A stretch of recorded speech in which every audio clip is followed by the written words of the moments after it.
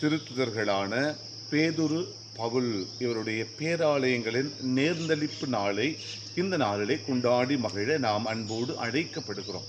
இவர்களுடைய வாழ்க்கையினுடைய அந்த வரலாற்று சூழலை பார்க்கிற போது பேதுரு சாதாரண மனிதராக, மீன்பிடி தொழிலாளியாக, பவுலடியார் ஒரு சிறந்த கைத்தேர்ந்த கலைஞனாக, எல்லா திறமைகளையும் கொண்ட மனிதனாக, இப்படி இந்த இருவேறு மனிதர்களை தன்னுடைய பணிக்கென அழைத்த ஆண்டவர் இயேசு இன்றைக்கு இவர்களுடைய பெயரால் ஓங்கி இருக்கின்ற இந்த பேராலயங்களுடைய நேர்ந்தளிப்பு விழாவை கொண்டாட அன்போடு அழைக்கிறார். இந்த நாளிலே நாம் ஒவ்வொருவரும் தூய ஆவியாரின் உயிருள்ள ஆலயங்கள் என்பதை உணர்ந்து வாழ அழைக்கப்படுகிறோம். மன்றாடுவோம். அன்பே உருவான இறைவா, நாங்கள் ஒவ்வொருவரும் தூய ஆவியார் உரைகின்ற உயிருள்ள ஆலயங்களாக வாழ்ந்திட அருள் தாரும்.